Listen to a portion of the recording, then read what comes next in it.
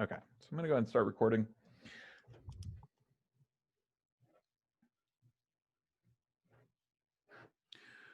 We've got arc length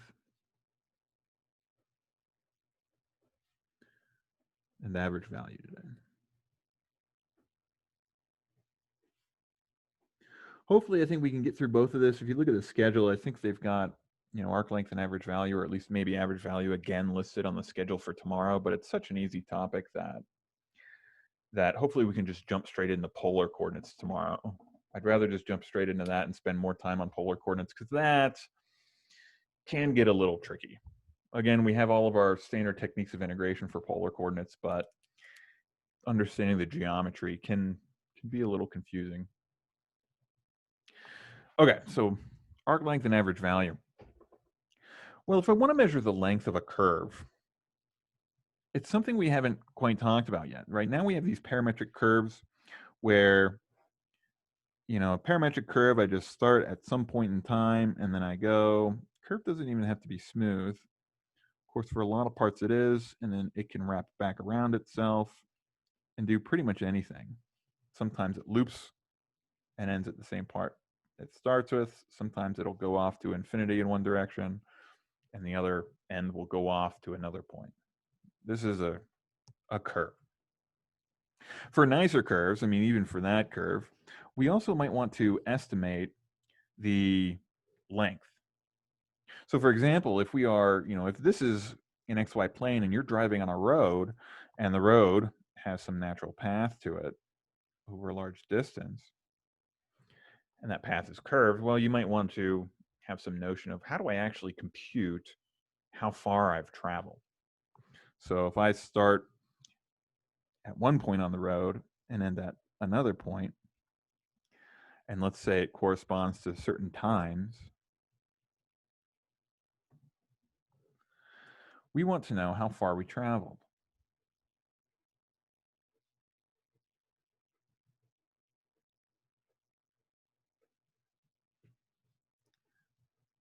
In other words, how do we measure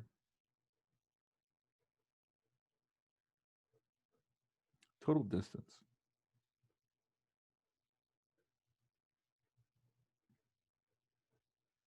So I'm going to approach this in two ways. Since we were introducing these parametric curves and a little bit more of this vector notation, I actually want to start off with more of this notion of traveling and traveling along the curves. And we can use our standard physics properties. We know that our distance, so I'm going to use S for our distance. At a basic level, we have these type of equations for physics. Distance is rate times time. Rate, I actually don't like using the letter R. We actually use it in polar coordinates for the radius. Maybe the distance is something like the velocity times time, using a bit better physics terms. And so, while we've been working with this over the past day or so, we have this R vector, this position vector, which we've given as functions in their respective coordinates. And what you want to think of this vector as, really, if we have a particle moving in time,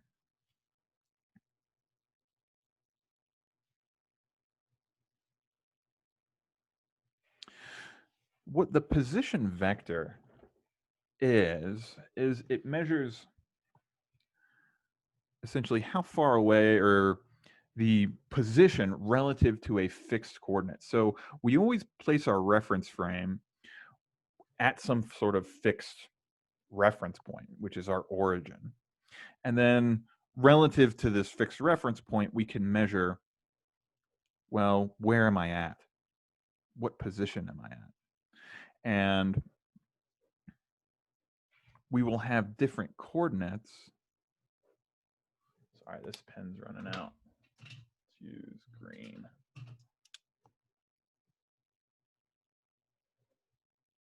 Oop.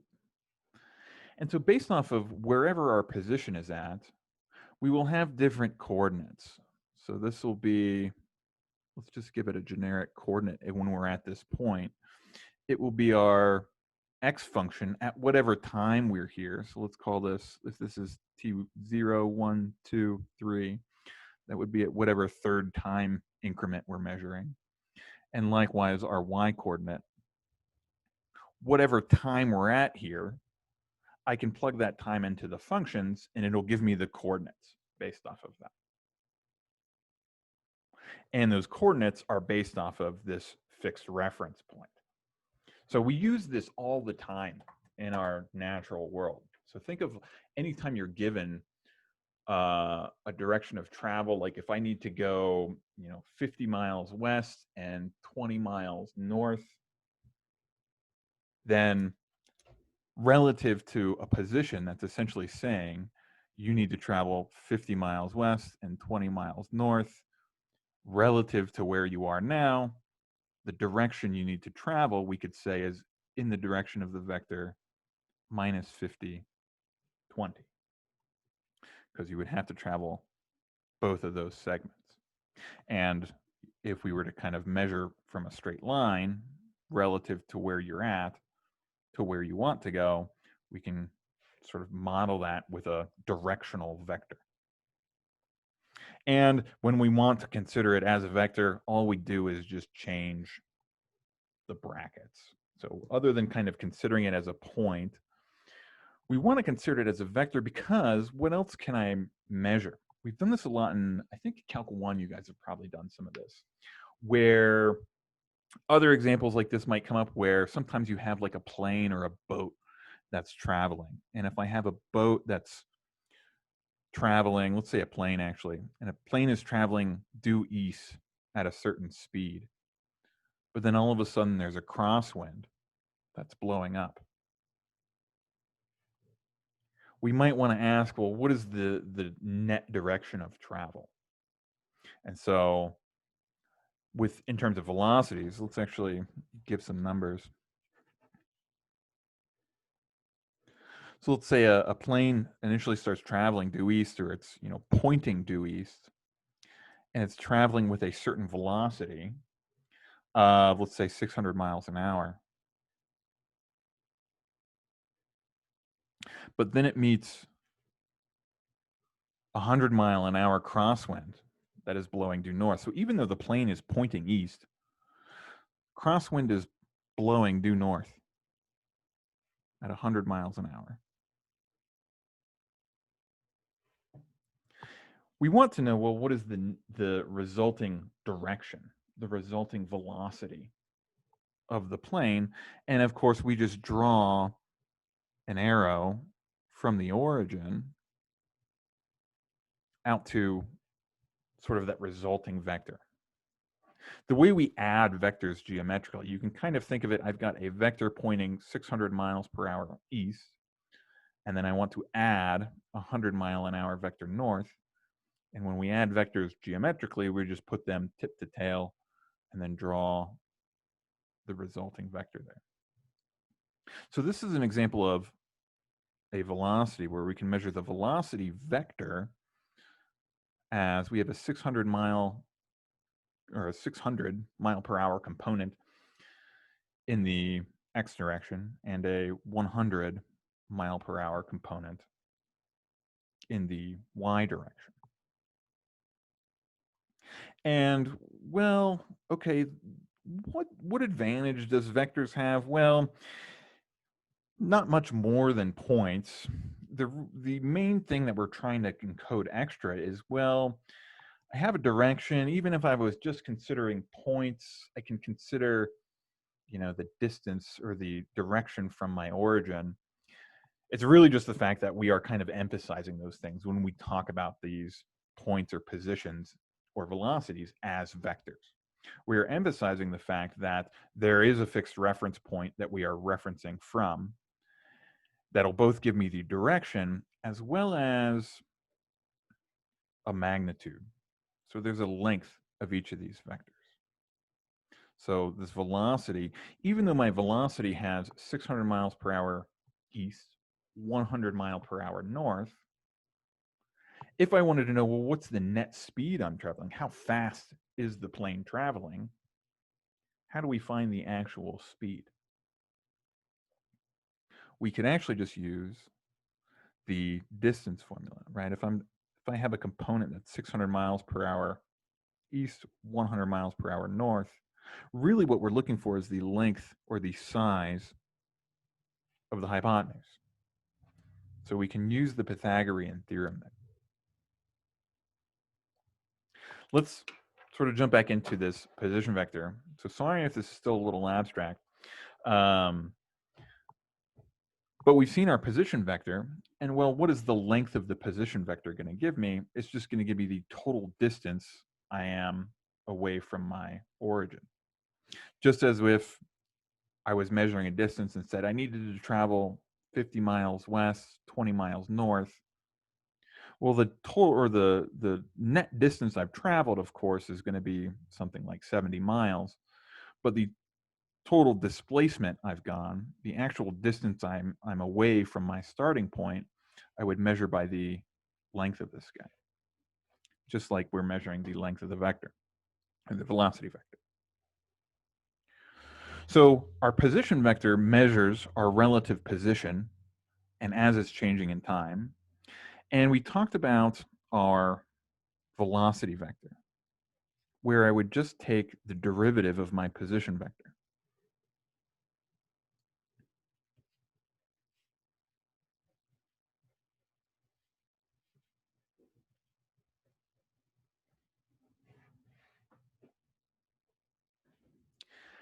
And as I was just mentioning, we now have this concept of a magnitude.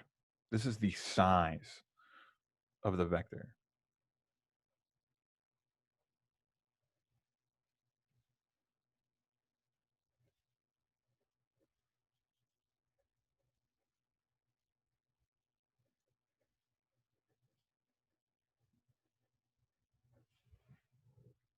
And how do we measure that? So we denote it with, I'm just going to denote it with like an absolute value sign. And it's really what you want to think of like our normal absolute values. Normally in absolute values, we've done one dimension, but even if I'm, at -10, absolute value, it's measuring the distance from the origin, from our reference point. We just want to do the same thing in 2 dimensions. And so, well, if I wanted to measure the length of this vector, the x of t, y of t, my position vector, that just means essentially that I can break down this vector. I'm going a distance of x of t3 to the right, and then I got to go up a distance of y of t3. And so what is our Pythagorean theorem going to give us for the magnitude of our position vector?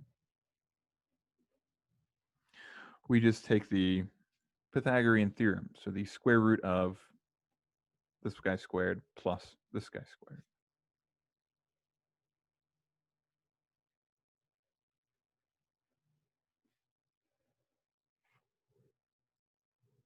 And likewise, that's going to hold for our velocity vector.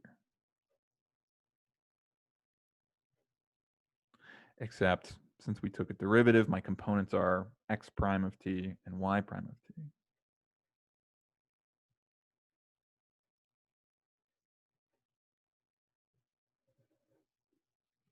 So this guy is known also as our speed. And unfortunately, S is it's kind of a bad letter because it can get overused. So it is just, I'll write it as absolute value of t. This is our net speed. So this is the difference between velocity and speed.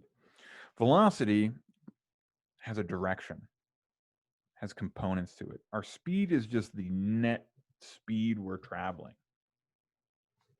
So in our examples, if we wanted to go back and compute these, well, the total distance traveled here would be 70 miles if I just drove 50 miles west, 20 miles north. But you might ask how far away I am from my starting position, just that length. And so it's going to be square root of 50 squared, or negative 50 squared, of course, will give us a positive 50. And we use our Pythagorean theorem. A squared plus b squared equals c squared. So take the square root of a squared plus b squared. Likewise here, if I wanted to find my total velocity that this plane is now traveling, well, the engines are only pushing 600 miles per hour east, but the wind is pushing 100 miles an hour north, and that will affect the total net speed that we are traveling with. The net speed would be, 600 squared plus 100 squared.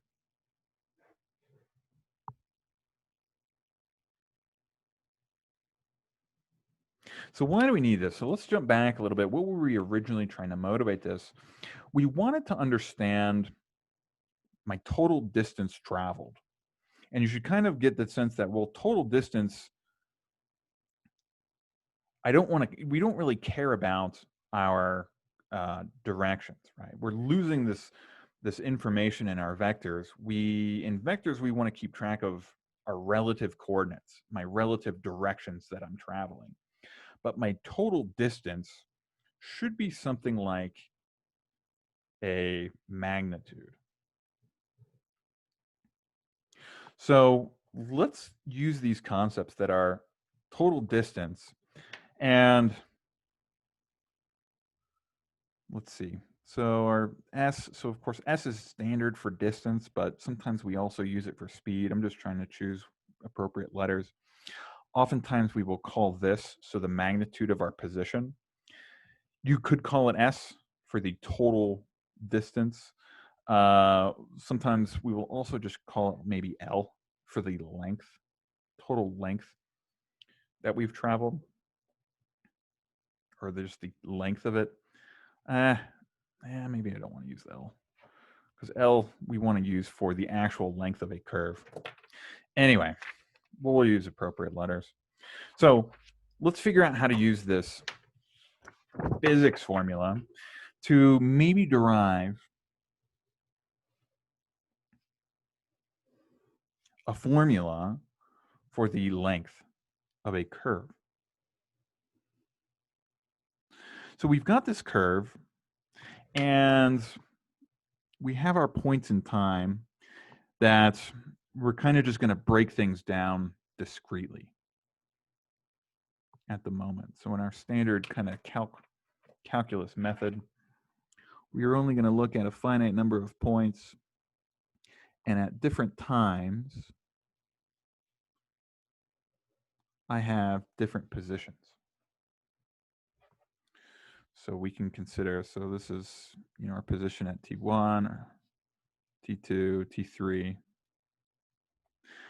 Then the coordinates, of course, we would get as our x of T1, y of T1. And I'm going to run out of space to write all those, but we could do those for each of those points. Our velocity vectors are different, though. So the position vectors, we have a fixed reference point. We know that, I'm measuring everything from, I don't know, maybe the equator and the prime meridian. We can get a latitude and longitude. This gives me a reference point for measuring position on the Earth. Or we can consider, how far away do I need to travel from Boulder to get to Denver? And if Boulder is our fixed reference point, our origin, we could say, which directions I need to travel and how far in each direction. Our velocity, though, since our particle is moving in time, we saw yesterday that we want to consider the velocity vectors as starting at whatever point in time we care about. And then they are going to be tangent to the curve. So at each of these points, we're traveling at a specific velocity. And the length of these vectors that I'm drawing represents how fast my instantaneous velocity is at that point. So my velocity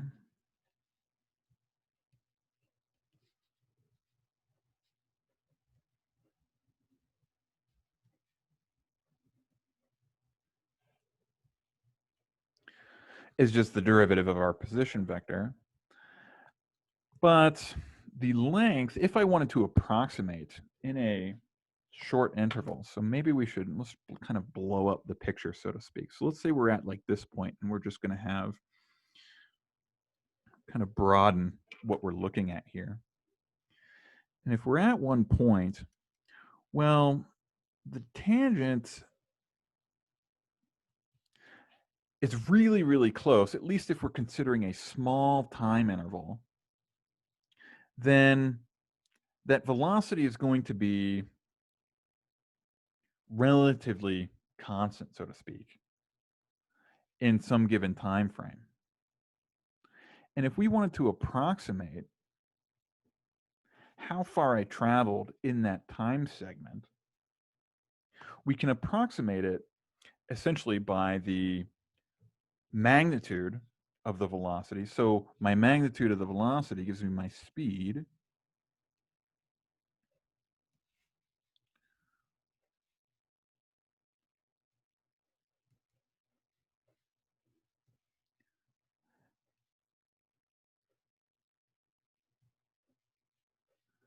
times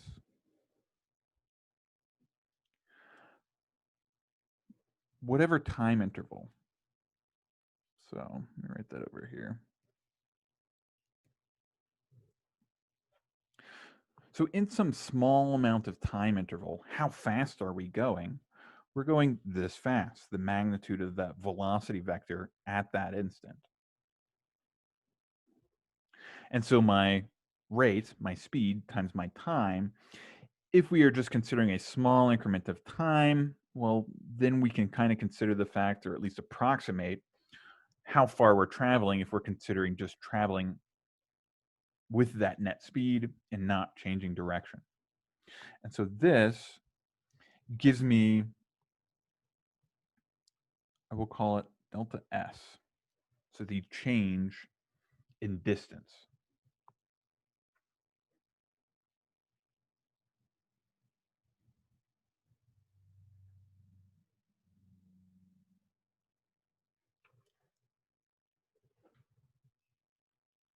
Does that all make sense? So in our calculus terms, what does this mean? If I wanted to measure the arc length now, well, the total distance should just be the integral of all of these little distances. Every little distance I'm traveling on each piece. Oops. So for each piece as we cut it up. And each of my DS's, or my delta S's for each segment, is just going to be given by our infinitesimal version of rate times time equals distance. Well, if I have an infinitesimal distance, I need my instantaneous rate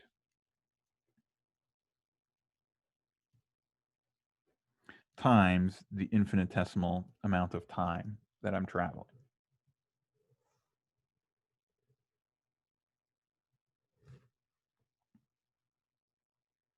In other words, our total distance traveled is given by this formula.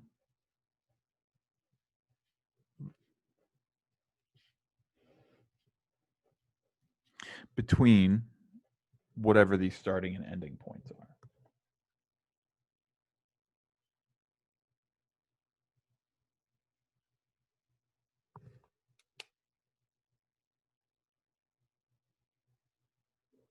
So this is our total distance. Is that blue coming up? Can you guys see that all right? I'll go back to pink. I think pink shows up more.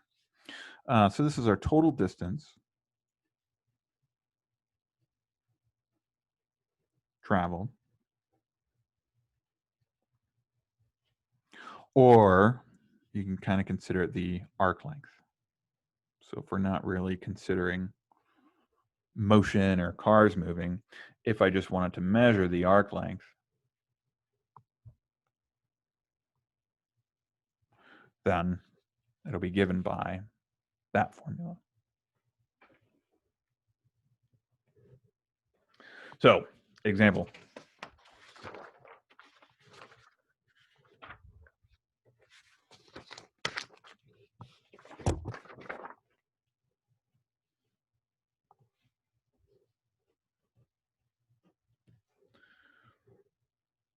So suppose we have a curve. Let's do an easy one. So let's say x is t squared, y is t cubed. And we want to find the arc length of this parametric curve between 1, 1 and 4, 8. So this curve, we are starting at 1, 1, and we are going up to 4, 8. So it's going to look kind of like a 3/2 curve. So it's going to increase fairly steeply. And we want to know our arc length. We just plug things into the formula. So things we need, the formula we have it at the moment is that our arc length is given as our integral in terms of dt.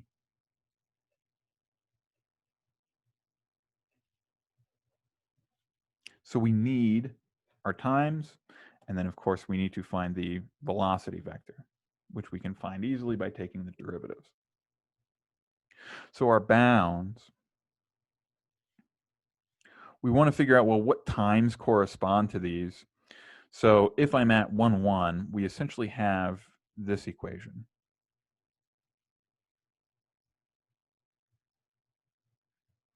You want to set the x component equal to the x value, y component equal to the y value. And of course, what do we find? Sometimes, and again, this came up yesterday, sometimes for one, you might have extra values, but you want to pick the time values that match for both coordinates. So we can essentially eliminate that negative one. So we were at time equals 1 for our lower point. And our upper point, hopefully everyone can see, t equals 2. And so when we want to find our arc length, let's do our other pieces. So our x prime of t is 2t. Y prime is 3t squared. And now our arc length is going to be given by the integral from 1 to 2. Those are my starting and end times. And then square root of that guy squared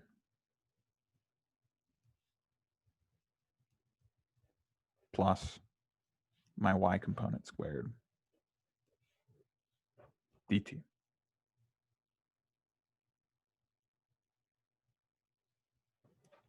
And what do we get? So some of these integrals may or may not be doable. Some of the problems in the book have you then do like Simpson's rule for these. Don't worry about any of that stuff.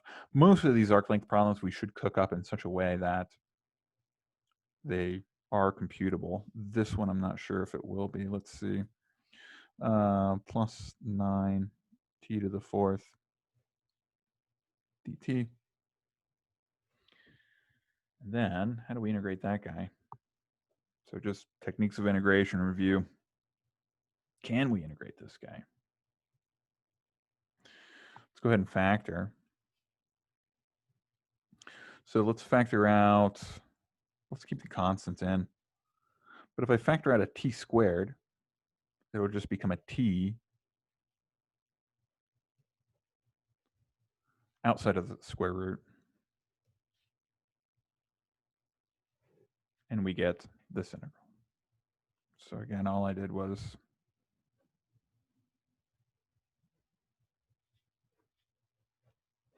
do some mental math and just simplify that. What's our technique of integration here? Let's just do u sub, should work. So we'll say u is equal to, let's do everything. Let's say 4 plus 9t squared, make it easy. dt, or excuse me, du is what, 18t dt. And so my dt, t dt, is 1 over 18 du.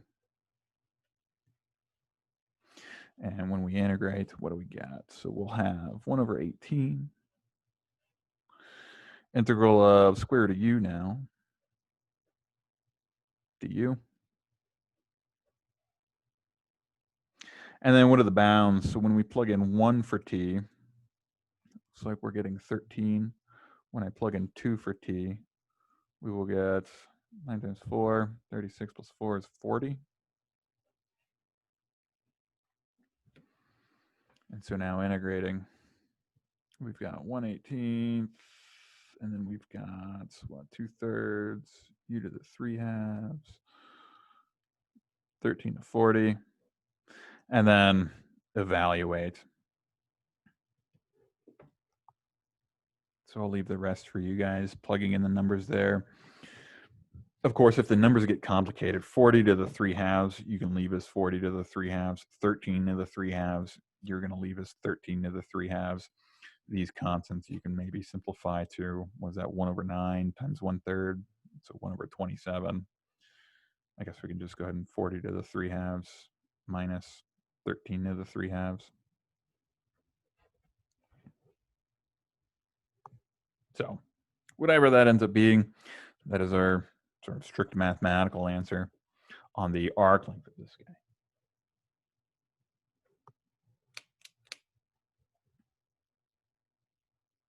Any questions on that? So we do run into one other problem. So we want one other formulation of arc length. Hopefully that was enough of an explanation. Maybe we can start off tomorrow with other examples. But really, once you have this formula for parametric curves, it's pretty easy. You just compute x prime and y prime, plug them into the magnitude formula, and then the rest is just techniques of integration. And then making sure, sometimes they're given times, right? If they said between t equals 1 and t equals 2, boom, I already got my times. Sometimes they give you the points, and you just got to do a little extra work to solve for the times that you're bounding by. The situation changes a little bit when we are using non-parametric functions. So we could say something like, find the arc length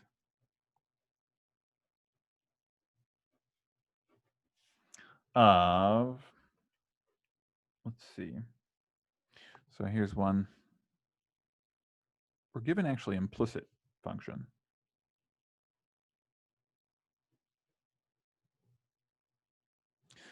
And they give us bounds.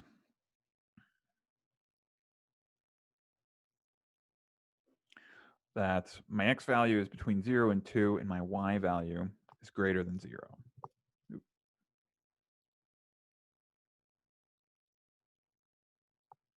So one nice thing about this is, if y is greater than 0, we could take a square root and solve for y, and just use the positive square root, since they've dictated that.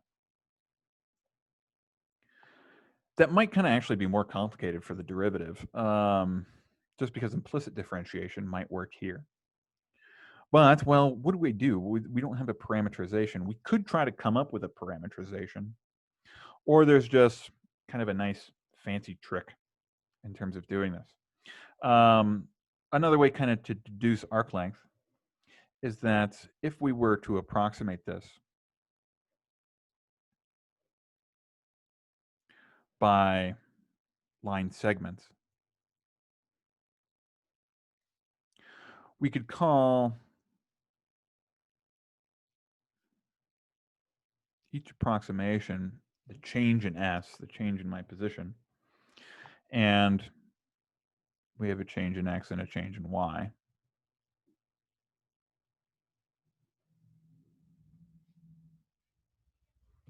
for each segment as well.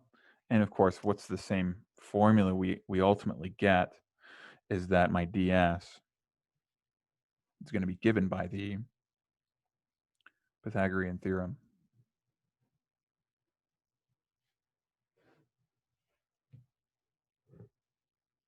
And this should look, exactly the same. Instead of an x prime and dx, you should see is very much related, right? If x was a function of time, when I compute the derivative of x, it's dx dt, and then we might have dt's floating around for the integrals. So if we wanted to, so let's kind of relate this to what we had, our x prime of t, y prime of t. Well, we were kind of mentioning this yesterday is, well, I'm just given a function, a Cartesian function, or a Cartesian curve, and not a parameterization. And yesterday we said, well, if I'm given a parameterization, how does that, the derivative of that parameterization, relate to my slope, or my derivative of the implicit function? And, well, we deduce from the chain rule, sorry, that one's y, this one's x, that I can just take the ratio of my derivatives. X prime of t over y prime of t gives me that dy dx. So maybe if we just modify this formula a little bit, do some finagling, we can kind of recover a way of finding arc length based on only dy dx without a parameterization. And that's fairly straightforward. So in either case, whether you're considering these differentials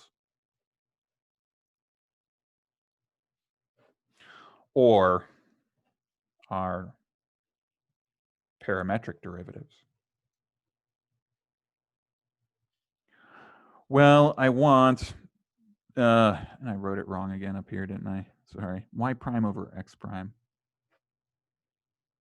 dy dx.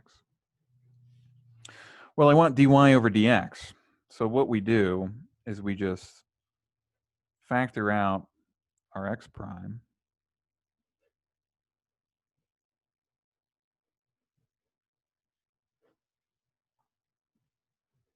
just a similar algebraic manipulation we did in that last example. And so now I have my x prime of t, 1 plus y prime over x prime of t. And this x prime of t, now since it's squared, I can bring it out. And what we are left with is 1 plus, this is a dy dx times x prime is the derivative of x. But, well, what is x prime if we were to integrate this? So one thing I may have kind of forgotten, since we want an expression for ds, is it's this times dt.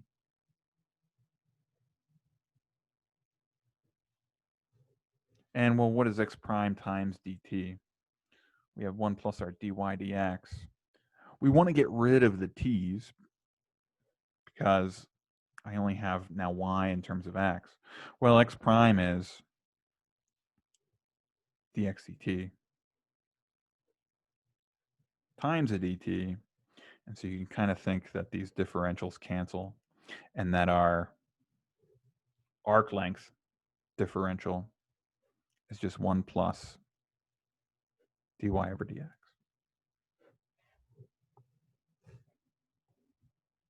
And you can do that same manipulation, factor out your dx squareds here, and go ahead and do that. So I had a question for that.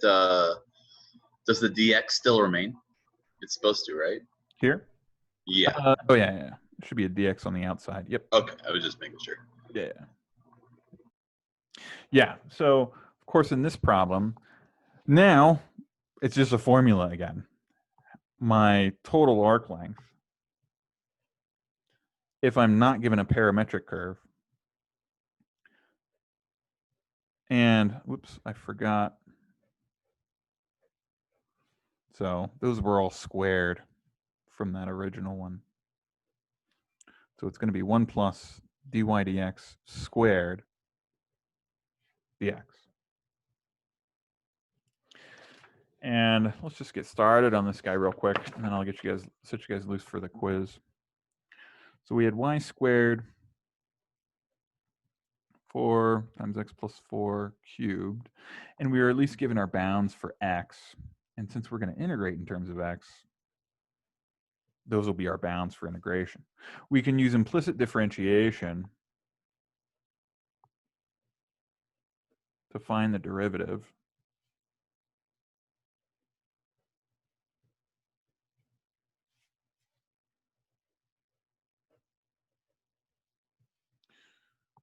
So it's going to be 6 x plus 4 squared over y. And then we may want to solve for y when I take a square root of both sides. Because we specified y was positive, we can take the positive square root. So we'll have 6 x plus 4 squared all over 2 times x plus 4